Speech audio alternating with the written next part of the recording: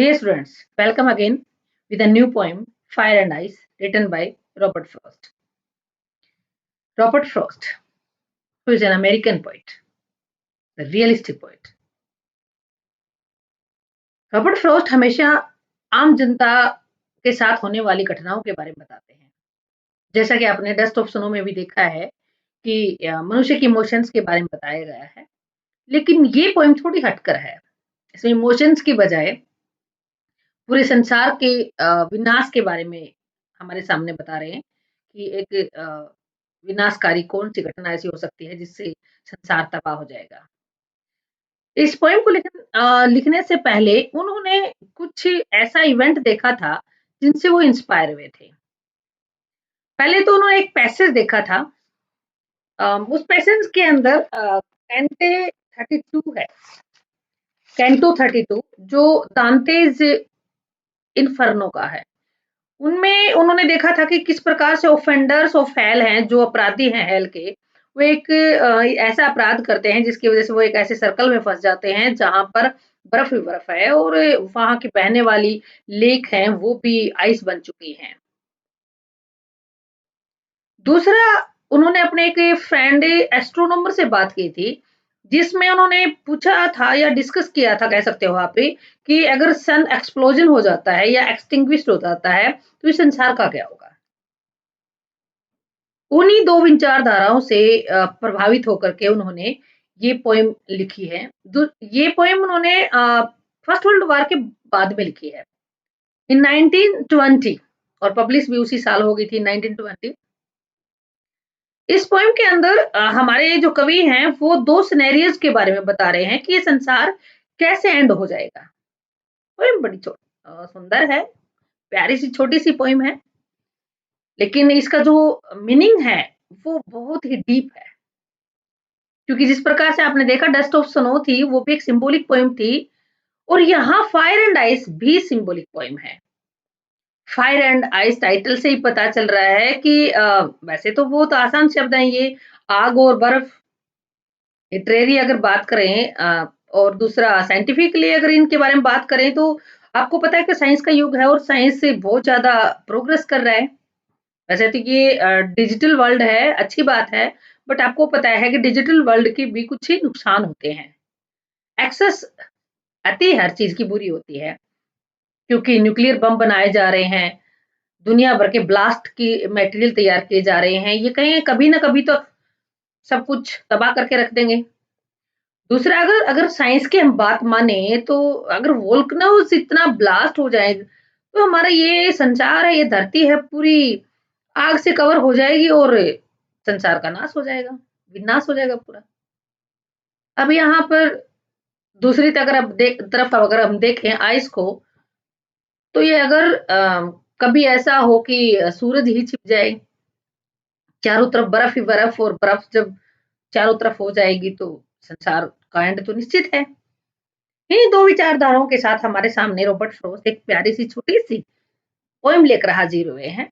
देखते हैं कि इस पोएम में हमें क्या देखने को मिलता है और सबसे मेन पॉइंट ये है कि हमारे जो रॉबर्ट फ्रॉस्ट हैं, वो किस तरफ होते हैं? वो कहते हैं कि ये संसार फायर से विनाश हो जाएगा इस संसार का या फिर आइस की वजह से विनाश हो जाएगा और आप किस तरफ जाएँगे फिर? क्योंकि इस पोएम को पढ़ने के बाद आपको पता चल जाएगा कि रियल ये संसार किससे नष्ट होगा। पोएम देखने में तो बड़ी छोटी है, बट इसका सिंबॉलिक मीनिंग है, वो बहुत ज़्यादा आपके दिल को छू जाएगा, आपको प्रभावित करेगा। Let's start fire and ice. Some say the world will end in fire, some say in ice. Some means here कुछ लोग। कुछ लोग कहते हैं कि संसार किससे खत्म हो जाएगा? आग से। आग इतनी ज़्यादा फैल जाएगी, वोल्केनोज़ अगर एक्सप्लोड हों, ब्लास्ट हों तो पूरा संसार में आग ही आग होगी बहती हुई, आग की धाराएँ होंगी जिसकी वज़ह से ये संसार बचने का कोई रास्ता ही नज़र नहीं आएगा, संसार को बचाया जा सके। दूसरा ये है कि कुछ लोग कहते हैं सम से इन आइस कि एक दिन ये संसार जम जाएगा और धरती का विनाश हो जाएगा। From what I have tested of desire. इस लाइन से हमें पता चल रहा है कि कवि किस साइड है। यहाँ पर फायर जो वर्ड है वो सिंबॉलिक है, जिसका मीनिंग होता है burning desire in human being. Desire, lustre, greed, लालच आज लोगों का इतना ज्यादा बढ़ चुका है कि लोग पीछे मुड़ के देखना ही नहीं चाहते, बस प्रॉफिट, प्रोग्रेस की होड़ में लगे हुए हैं। अगर डिजायर की हम बात करें तो अगर हिटलर इतिहास में जाया जाए और हिटलर के बारे में सोचा जाए, सपोज कीजिए अगर हिटलर की डिजायर पूरी हो जाती तो क्या होता देश का। और आज के समय में अगर आप एक और महान किम जोन है, उनके बारे में आप जानते हो, किम जोन जो कि नॉर्थ कोरिया के लीडर हैं। उनकी डिजायर डिजायर जो है वो आप सब वाकिफ है उससे। अगर उनकी पूरी हो जाए तो इस संसार को तबाह करने से कोई नहीं बचा सकता, बर्बाद हो जाएगा ये संसार। यहाँ पर कवि उन्हीं सिंबॉलिक मीनिंग को प्रस्तुत कर रहा है कि आज लोगों के अंदर इतनी ज्यादा डिजायर हो चुकी है, पॉजेसिवनेस आ चुकी है कि वो पीछे मुड़ के ना देखकर किसी भी साधन का इस्तेमाल कर वो ज्यादा से ज्यादा अर्निंग करना चाहते हैं। अब कवि किस साइड है कि ये संसार किससे खत्म होगा। कवि करे हैं from what I tasted of desire I hold with those who favour fire. कवि कहते हैं कि मैं उन लोगों के फेवर में हूं, I agree with those people who are in the favour of fire. मैं उन लोगों के साथ सहमत हूं जो कहते हैं कि ये संसार तो एक दिन फायर से नष्ट हो जाएगा। लोगों के अंदर चाहत इतनी ज्यादा बढ़ चुकी है जिसको कंट्रोल करना बड़ा ही मुश्किल हो रहा है। और कहता है मैंने खुद अपने जीवन में महसूस किए हैं ये चीज, एक्सपीरियंस लिया है मैंने इस चीज का, तब मैं कहता हूं कि रियली एक दिन ये संसार फायर में भस्म हो जाएगा। But if it had to perish twice I think I know enough of it. लेकिन कहता है अगर आग की वजह से अगर नष्ट ना भी हो पाता है तो अगर दूसरी बार इस संसार में ऐसा हुआ कि ये संसार खत्म होने के कगार पे हो, पेरिस मीन्स एंड, ट्वाइस दूसरी बार, I think I know enough of it.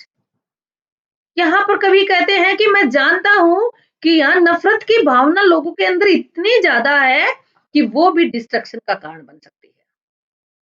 To say that of destruction ice is great, is also great. अगर कहा जाए तो विनाश किससे भी हो सकता है, आइस से भी हो सकता है। और आइस का सिंबॉलिक मीनिंग हमारे रॉबर्ट फ्रॉस्ट क्या देना चाहते हैं। आइस मीन्स हेटर्ड, नफरत, जेलिस।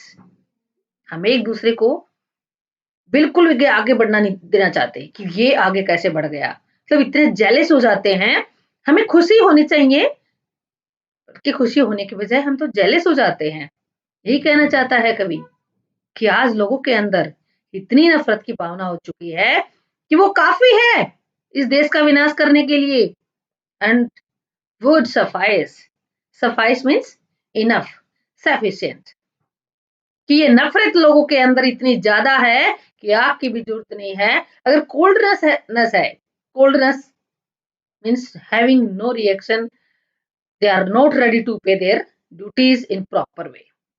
द वे आज व्यक्ति ऐसी भावनाओं के साथ जी रहे हैं कि मानवता खत्म होती जा रही है। People are not ready to accept humanity, they have so strong feeling of jealousy and desire. हमारे कवि कहते हैं अगर ऐसा ही होता रहा तो विनाश को कोई नहीं रोक सकता, क्योंकि फायर एंड आइस ऐसे स्ट्रॉन्ग फीलिंग्स हैं, ये काफी हैं इस पूरे संसार को नष्ट करने के लिए। कभी आखिर में कहना चाहते हैं कि अगर इस संसार को बचाना है, we want to prevent this world from the destruction, we must understand importance of humanity, we have to control our desires, we have to accept humanity, only then we can save this world from destruction. I think Concept of this poem is clear, dear students. Now let's see some words which are typical for you. Here, first word, tasted. Tasted means experienced. Paris, end, finish, die, destruction, destroy, suffice, enough, sufficient. Now it's a turn of poetic devices. At first, rhyming scheme. See the last word of first line, fire. Eyes, second line, eyes means जो sound आ रही है last word की वो अलग अलग आ रही है. Fire, रे की आवाज आ रही है. आइस, से की आवाज आ रही है. Rhyming scheme A B. Desire, fire. फिर से ये मैच हो रही है हमारी ऊपर वाले वर्ड फायर के साथ, ए ए. तो पहला स्टेंजा की जो राइमिंग स्कीम हुई वो हमारी क्या है, A B A A. Second stanza twice. Twice match कर रही है किसी चीज से, ऊपर देखिए ट्वाइस मैच कर रही है हमारे आइस से. आइस में हमने लगाया था बी और ट्वाइस में भी क्या लगेगा, बी. हिट, नो मैच, किसी से मैच नहीं कर रही. मीन सी. आइस फिर से मैच कर रही है ट्वाइस से, बी. ग्रेट, ग्रेट टी, टैम मैच कर रहा है हेट से, तो यहां पर हमने क्या लगाया था, सी. सफाइस, सफाइस हमारी मैच कर रही है आइस के साथ, यहां फिर क्या आ गया, बी. कंप्लीट हमारी राइमिंग स्कीम जो होती है वो क्या बनती है, A B A A, B C B C, B. Now another poetic devices. Let's see the title of this one. मैंने आपको पहले भी बताया है कि ये लिटरेरी और साइंटिफिकली नॉर्मल मीनिंग ना लेकर के सिंबॉलिक मीनिंग को ज्यादा इस पोएम के अंदर हमारे जो रॉबर्ट फ्रॉस्ट है उन्होंने महत्व दिया है. तो सबसे पहले जो पोएटिक डिवाइस इसमें बन गई वो हो गई सिंबोलिज्म. सिंबोलिज्म के अंदर क्या देखोगे आप, ये जो वर्ड दिया है उसका मीनिंग ना होकर के उसका एक डीप मीनिंग यहाँ पर पोइट ने बताया है. वैसे तो फायर आइस, फायर मीनिंग आग होता है और आइस का मतलब बर्फ होता है, लेकिन यहाँ फायर किसके लिए यूज हुई है, बर्निंग डिजायर के लिए, और आइस हेटरेट. नेक्स्ट जो इसमें पोएटिक डिवाइस है वो फर्स्ट लाइन से ही पता चल रहा है कि एक इमेज क्रिएट हो रखी है. हमारा जैसे हम ये लाइन पढ़ते हैं, the world will and in fire in ice, इससे पता चल रहा है कि हमारे माइंड के सामने एक ऐसी आकृति बन रही है जिसे हमारा संसार आग के अंदर हमें जलता हुआ महसूस हो रहा है, या चारों तरफ बर्फ ही बर्फ महसूस हो रही है. तो पोएटिक डिवाइस क्या हुई हमारी, इमेजरी. नेक्स्ट पोएटिक डिवाइस आपको नजर आ रही है, यस. पहली लाइन देखिए, सम. सेकेंड लाइन पे जंप कीजिए, some mean same word is use in the second line. आप बता सकते हैं यहाँ पर कौन सी पोएटिक डिवाइस यूज हुई है, सोचिए बच्चों, थोड़ा सोचिए, यूज योर माइंड. एक बहुत ही प्यारी पोएटिक डिवाइस यूज हुई है, एनाफोरा.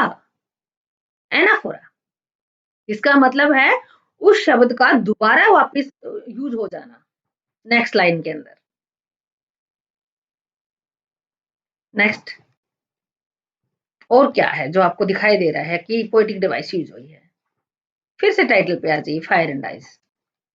यहाँ इनको ह्यूमन बीइंग के रूप में दिखाया गया है, वेरी डिस्ट्रक्टिव, संसार का नाश कर सकते हैं, ये विनाशकारी हैं, ह्यूमन बीइंग्स की तरह हैं. समझ गए होंगे आप कौन सी पोएटिक डिवाइस हुई, यस, पर्सोनिफिकेशन. इसको हिंदी में हम क्या कहेंगे, मानवीकरण, मानव के रूप में इन चीजों को प्रस्तुत किया है हमारे कवि के द्वारा. नेक्स्ट पर्सोनिफिकेशन हो गया. अगला है जो बहुत ज्यादा इंपॉर्टेंट है पोएटिक डिवाइस, जो हमने डस्ट ऑफ स्नो में भी देखा था. समझ गए आप कौन सी बताई होगी मैंने, yes, you know, enjoyment. Enjoyment होता क्या है? वह पोएटिक डिवाइस होती है जिसमें एक सेंटेंस स्टार्ट होकर के बीच में किसी भी पंक्चुएशन का ज्यादा ना यूज करते हुए नॉन स्टॉप चलता है। जैसे आप सेकंड स्टेंजा के अंदर देखिए, बट से स्टार्ट हुआ फाइस के पास जाकर के खत्म होता है। तो कौन सी पोएटिक डिवाइस है? इंजॉयमेंट। कोई और पोएटिक डिवाइस भी आपको नजर आ रही है? हाँ, आ तो रही है नजर। देखिए देखिए, फेवर फायर, ऊपर पहली लाइन में चलिए, वर्ल्ड विल। अब तो क्लियर है आपको कौन सी होगी ये, बता दीजिए।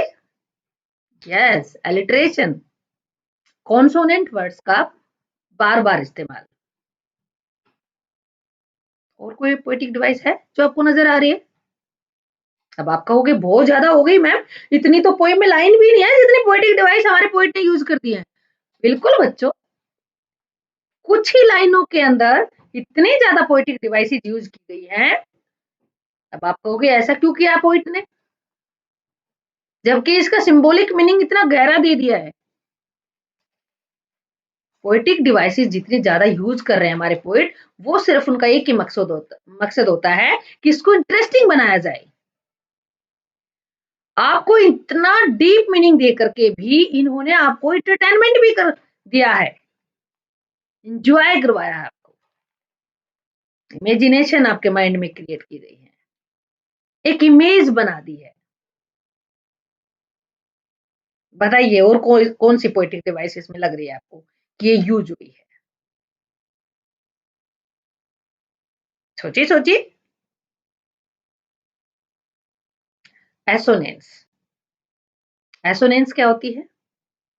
जिसके अंदर हमारी वोवल साउंड रिपीट होती है। कौन सी लाइन में आपको दिख रहा है कि वोवल साउंड बार बार रिपीट हो रही है? पहले जो स्टेंजा है उसके लास्ट लाइन देखिए, होल्ड, दोज, हु, ओ की साउंड आ रही है। तो यहाँ पर हमारे पोएट ने कौन सी पोएटिक डिवाइस यूज की है? Assonance. I think, dear students, all the poetic devices, rhyming scheme, concept of this poem clear. मैं आपको एक बात और बता देना चाहती हूँ कि पोइट फर्स्ट वर्ल्ड वॉर के बाद इतना ज्यादा प्रभावित हुआ था कि कुछ ही लाइनों के अंदर बहुत ज्यादा हमें ये समझा गए वो, अगर आज हमने अपनी इच्छाओं पे कंट्रोल नहीं किया, साइंस प्रगति इतनी ज्यादा कर चुका है, हमारी डिजायर्स जितनी ज्यादा बढ़ती जाएंगी, ये डिजायर्स, ये नफरत, ये दो इमोशंस इतनी स्ट्रोंग है कि होल वर्ल्ड का विनाश करने में काफी है। हमें हथियार की जरूरत नहीं है, यही काफी है जो संसार को तबाही के रास्ते पर ले जाएंगी। 1920 में उन्होंने ये पोएम लिखी थी और ये पोएम इतनी इंपॉर्टेंट थी कि उसी साल पब्लिश कर दी गई थी। अब मैं आपको लास्ट में बता देना चाहती हूँ कि आखिर इसमें मैसेज क्या देना चाहते हैं हमारे कवि। उन्होंने मैसेज दिया है कि डेथ इज इनएविटेबल, कि मृत्यु तो ऐसी घटना है जिसको कोई रोक ही नहीं सकता। एवरीथिंग इज ट्रांजिटरी, हर चीज ट्रांजिटरी, थोड़े समय के लिए है, हर किसी का अंत होना है। बट क्या कवि कहना चाहते हैं कि नेचर परमानेंट है, हमें ग्लोबल वार्मिंग को रोकना होगा ताकि इस धरती को बचाया जा सके। और अगर हम धरती को बचाने में कामयाब हुए तभी हमारी जनरेशन कंटिन्यू रह सकती है, जिंदा रह सकती है। लास्ट में मेटाफोरिकली फायर एंड आइस को हमारे कवि ने इतने सुंदर शब्दों में पिरोया है कि इन्होंने क्लियर कर दिया है, मानव जाति अपने विचारों को, अपने इमोशंस को इतना ज्यादा एक्सेस में मत बढ़ने दीजिए कि उनको कंट्रोल करना ही मुश्किल हो जाए और एक दिन ये देश या संसार तबाह हो जाए। Dear students, if you understand properly this point, please like and subscribe. Thank you.